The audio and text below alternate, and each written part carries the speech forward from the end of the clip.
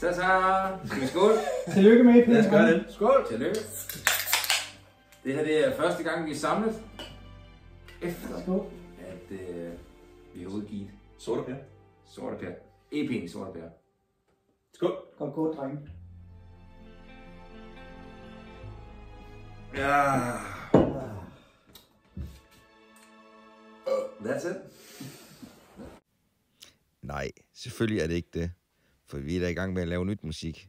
Og det skal I også have lov at smage på. Alt det, der skiller os ad.